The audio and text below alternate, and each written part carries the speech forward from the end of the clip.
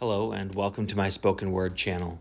My name is Stephen Lackey, but like any other label, that name is simply a collection of letters that make sounds to convey meaning, a meaning which may have varying connotations for those who voice and or hear it. The spoken word is much the same, its effect ranging from dissonance to resonance, apathy to revulsion, sometimes even to the same person over time. I'll be reading some of my own work today, offering analysis of its meter, rhyme scheme, and content. If you find it appealing, heartening, or evocative, or even not worth remembering, please consider the aforementioned variability of response. Words, much the same as attitudes, friendships, and even the air we breathe, may teach us, transform us, or pass uninspiringly in this moment, but the next is yet to be defined. Herein are my copyrighted works, all rights reserved, but please forget the name and remember the message. Also, feel free to like, comment, share, and subscribe. Today's piece is called For Myself. They said, just be you. So I tried friendliness and helpfulness, but the teachers and children said I was too much. I wanted to be liked, but they told me they didn't and why. Then they showed me just how much. So I made myself a joke. Everyone loves humor, wit, charm, inflections, gesticulations, pratfalls, all meant to guide a person toward a smile or laugh and to not forget who they could count on for such proffers. Once that was my standard, though, it was all they wanted. Body stories, timely references, abruptness, and character voices. Perhaps I could have crafted the better to draw them in, but such nuance takes maturity and a wisdom that would come later. For games, they would say, everyone is playing, it's fun. But when you weren't picked until the end as a necessarily consumed leftover, that was demonstrably less fun. Be sportsmanlike, they would say, no sore winners or losers. But when someone else won, it felt like the naysayers had been right all along. If I won, I felt like I had proved something, and if I pushed to make them feel it too, maybe I wouldn't be what they called me.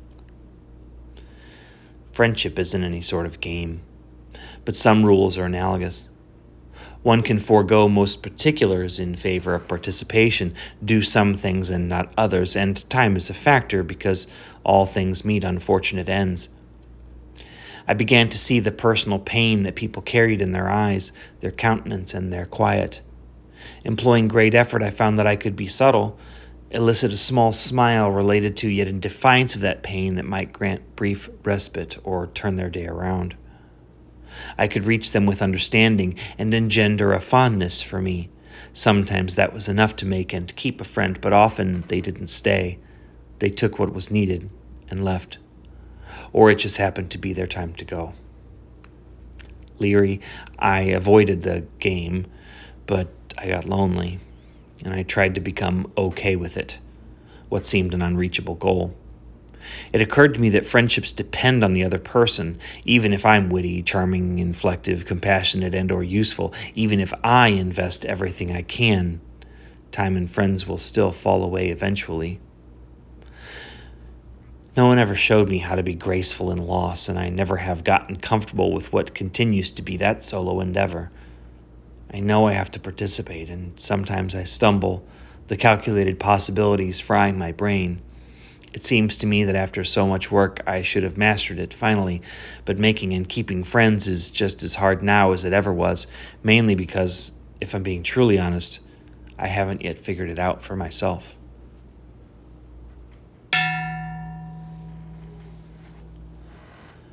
This is a prosaic narrative arranged in stanzas detailing my struggles, learning to love and lose, wondering if the process could or should be approached as a game, and finally trying to become comfortable with unsuccessful predictions.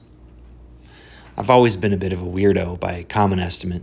Though many people knew of me, certainly I've never made many friends, as I found the process difficult.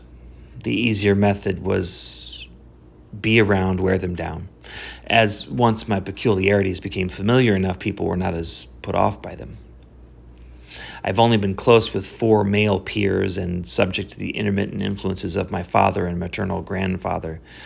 Most of my youth, not spent alone in my room building Legos or watching TV, was with my mother and sister and their respective friends and with female babysitters.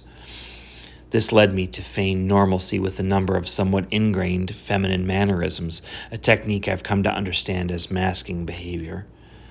I have extreme sensitivity to physical stimuli and encyclopedic knowledge of any topic that holds my interest, and I gravitate to pets in the natural world. These attributes, combined with the coping strategies I exhibit, likely place me on the autism spectrum. Not having been formally tested, the facts that 1, the autism quotient test agrees, 2, many of those closest to me are on spectrum, and 3, I don't have any life-threatening deficits, all point to the likelihood that testing is unnecessary. I suppose all of this is academic, yet perhaps assigning a reason for my proclivities is good for processing, setting realistic goals, etc. Certain aspects of life here, forging and retaining relationships, may be a bit harder for me than for normies, but by the law of averages, certain things must be harder for them than for me.